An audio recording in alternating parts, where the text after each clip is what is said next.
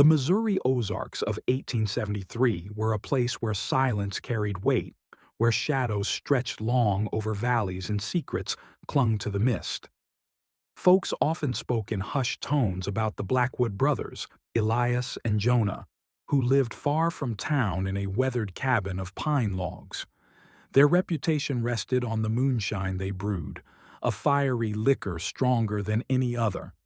Travelers swore one sip could make a man forget his name. But for all the whiskey's strength, it wasn't the drink that gave people pause. It was the brothers themselves. Children dared each other to walk past their homestead at dusk, but most turned back when the dogs began to howl. Hunters claimed they'd heard rattling chains in the brothers' stone cellar, and mothers warned their children not to wander too close. Still, the brothers weren't known for cruelty. They sold their whiskey cheap, gave bread to widows, and once nursed a neighbor through fever. It was this contradiction that unsettled folks most. Kindness on the surface, unease underneath. The question lingered like smoke. What else did the Blackwoods brew in those woods besides moonshine? Sheriff Matthew Harlan was not a man to chase rumors. A veteran of the war, he believed in evidence, not gossip. But when three travelers vanished after last being seen near the Blackwood cabin, even his steady heart stirred unease. Reluctantly, he saddled his horse and rode out through the fog-choked pines one gray morning. The brothers met him on the porch. Elias stood tall, broad-shouldered, his calm gaze steady as stone. Jonah, thinner and restless, shifted like a man standing too close to fire. They greeted him with practiced smiles, offering a jug of whiskey to cut the chill. "I hear tell you boys saw some strangers pass through," Harlan said, leaning forward. Jonah stammered, but Elias answered firmly. "We've seen no one but squirrels and deer in weeks, Sheriff." The calm in Elias's voice was reassuring, but Jonah's eyes flickered like a lantern in the wind. Harlan tipped his hat, but suspicion lingered. As he rode off, he told himself the truth always found its way out, one way or another.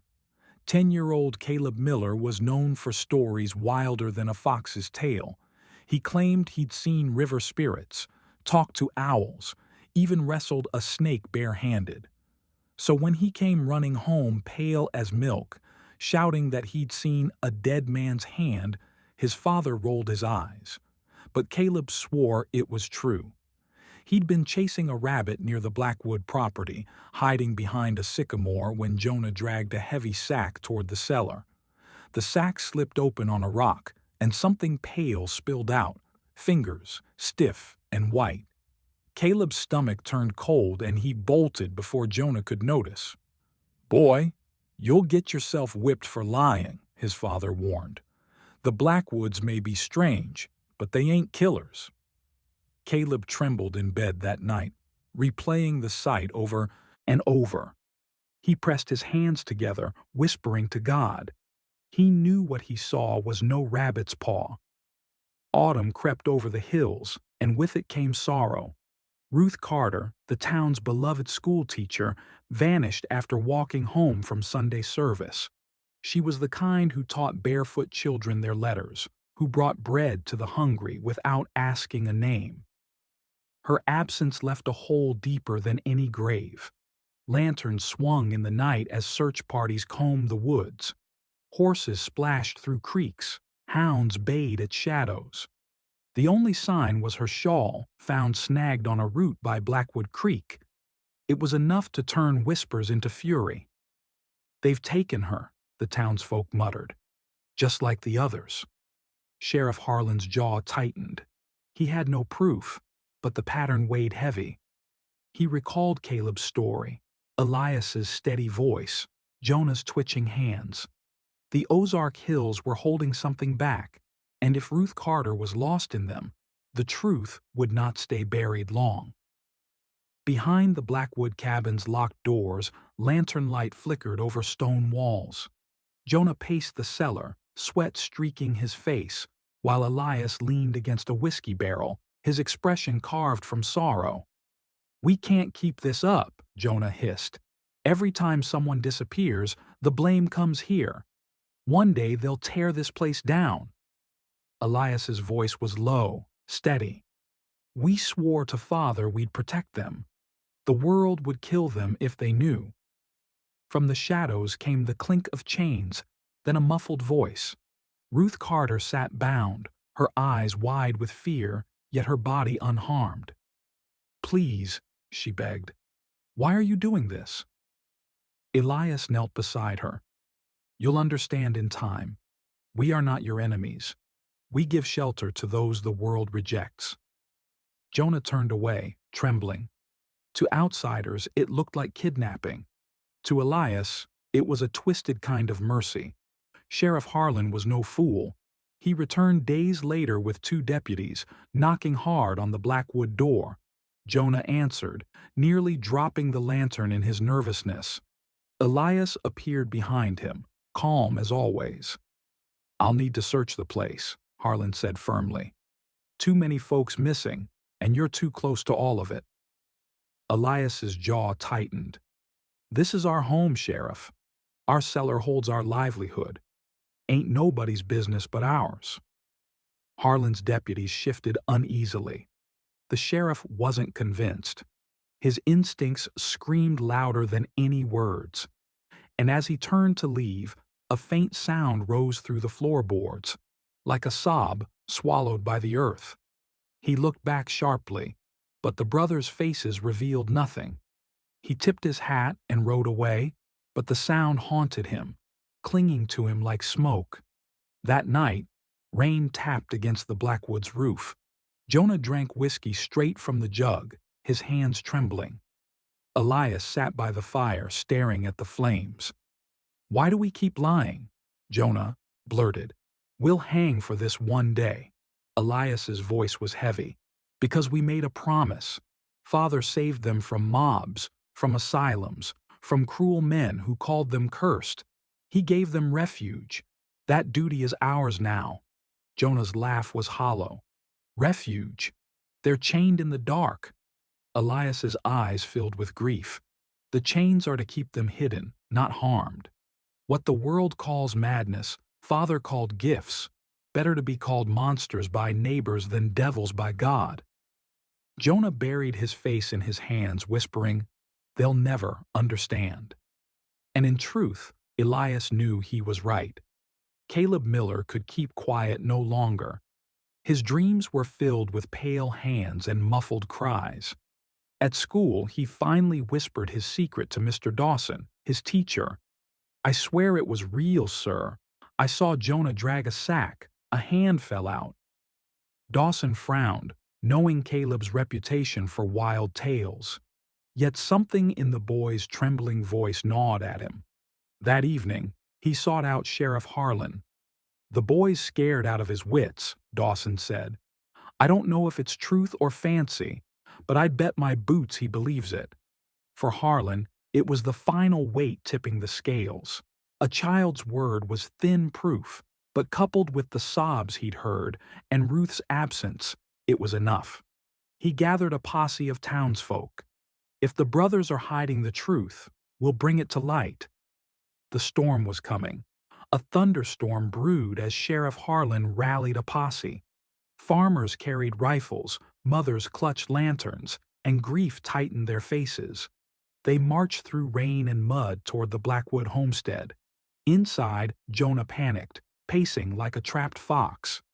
"They'll kill us, Elias," he cried.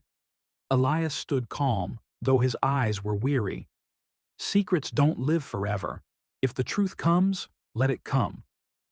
Below, Ruth begged for freedom, her chains clinking with every word. Jonah wanted to flee, but Elias gripped his arm. "Running makes us guilty. Standing might save the truth." Lightning split the sky as pounding fists echoed on the cabin door. The mob pushed inside, voices sharp with rage. Jonah tried to block the cellar, but Harlan's deputies shoved him aside. Lanterns descended into the shadows, and gasps filled the air. Ruth sat alive, bound but unharmed. Behind her, 3 other figures emerged. Gaunt, frightened, but unmistakably human.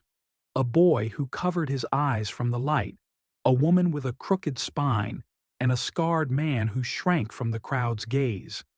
The cellar was not a tomb, but a refuge. The town, prepared for corpses, instead found living souls. Fear gave way to confusion. Elias lifted his hands, voice breaking. They are not prisoners. They are outcasts. Father saved them when no one else would. We only kept them hidden because the world would burn them alive. The crowd murmured, torn between pity and suspicion. Sheriff Harlan studied the frail figures.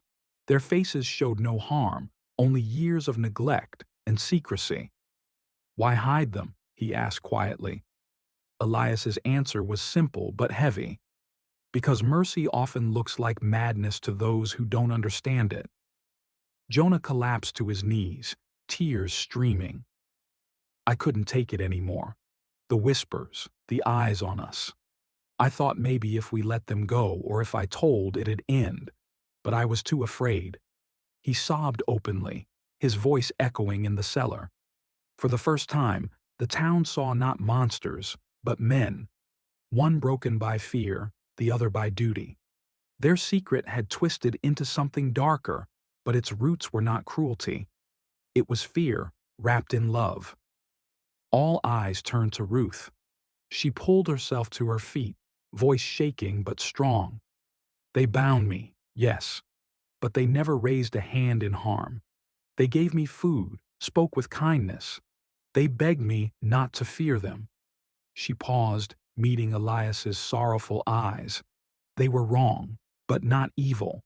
Gasps rippled through the crowd. The woman they sought to avenge now defended her captors.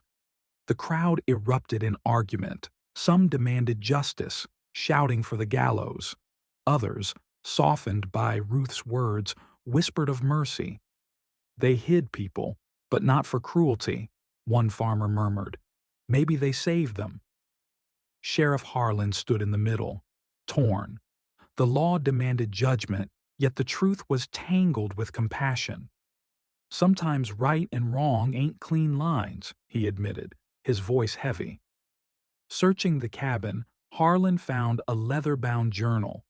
Its pages told of the brother's father, a man who had rescued cursed souls, children abandoned, women labeled witches, men scarred beyond acceptance. "Better to hide them with moonshine than bury them in shallow graves," one entry read. Tears welled in Harlan's eyes.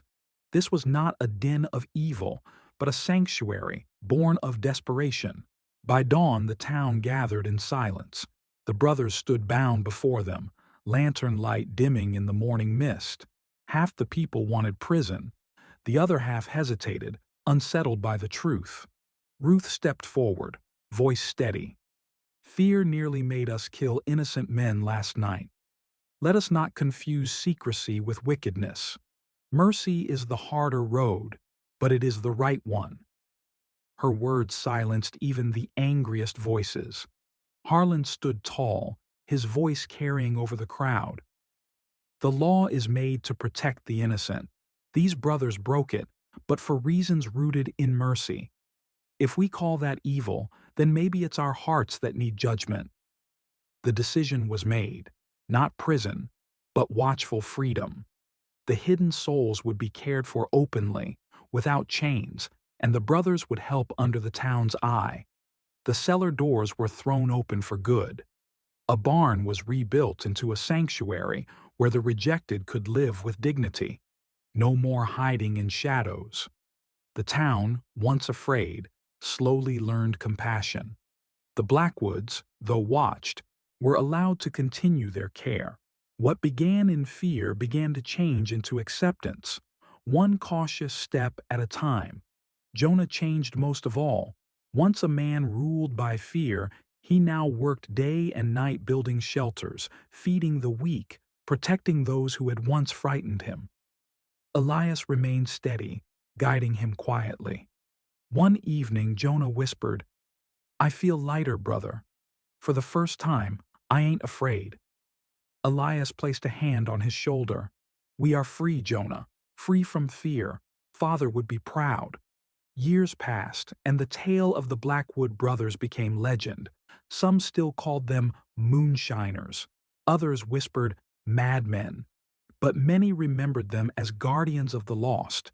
Sheriff Harlan, gray with age, told Caleb Miller, now a grown man, the lesson he carried all his life. Sometimes the darkest stories hide the kindest truths. And mercy, son, is the strongest legacy we leave behind.